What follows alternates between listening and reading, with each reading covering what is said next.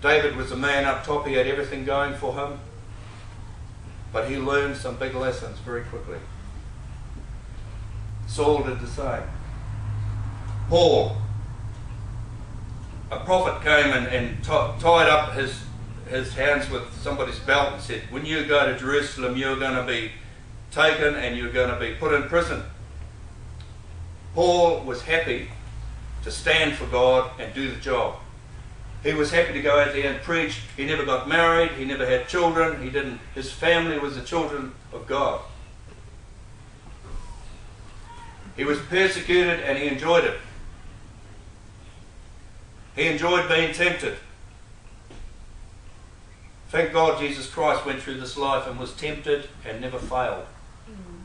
Thank God for Jesus' blood. Because without that, we would have no opportunity. I said the other week there, the greatest commandment is to love the Lord thy God with all thy heart, with all thy strength, with all thy soul, with all thy mind, and love thy neighbour as thyself. You can't do that.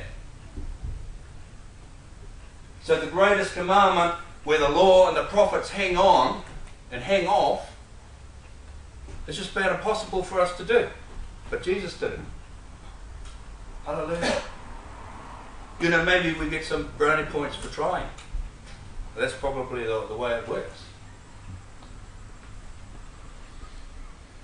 But Paul said that he was going to stand in front of the Roman Emperor.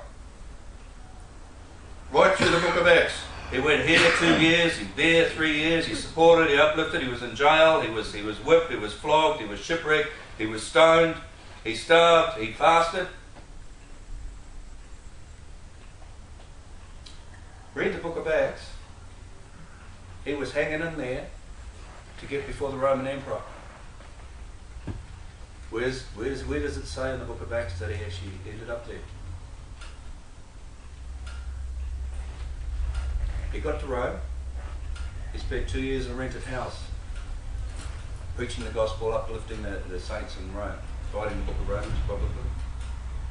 But he never ended up standing before the Roman Emperor. And the last I heard, a few years after that, he was beheaded by Nero. So here he was doing the big evangelical thing right through, and he said, I am willing to be given, to give my life, I'm willing to be taken. I am ready to go. I have fully preached the gospel right around the known world at that time. And he did. A massive job. Where are we on that list? Is it time yet? Is it time yet? A friend of mine had a birthday.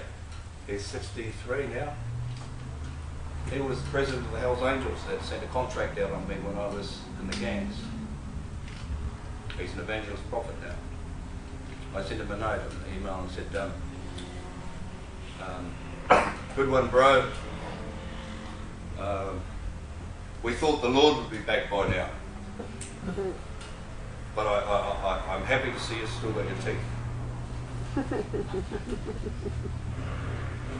See, we were told and preached to way back there when we were youngsters in our 20s that he would be back before we got to 30. Is it time yet? Are we there yet? You see, we're here. And we are in a meeting here with the whole of hell wanting to stop you from being a Christian. Now, if you think that you're not worth anything, you're fighting the hordes from hell. They want your believing for a healing. I read the thing there last week where Smith Wigglesworth raised this dead person. Well, she died. So, what did he do? He didn't just put her down and said, well, that one didn't work. What did he do? He picked her up, pushed her against the wardrobe and said, walk in the name of the Lord. Feet touched the ground and she walked. That's the truth. He didn't give up, you see.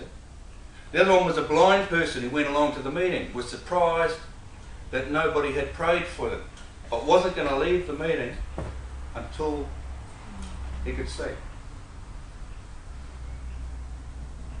Didn't walk away from the meeting. No. See, where are we on that list? Where is Christ in our life? Do we have a strong, believing love for our Father and will do anything?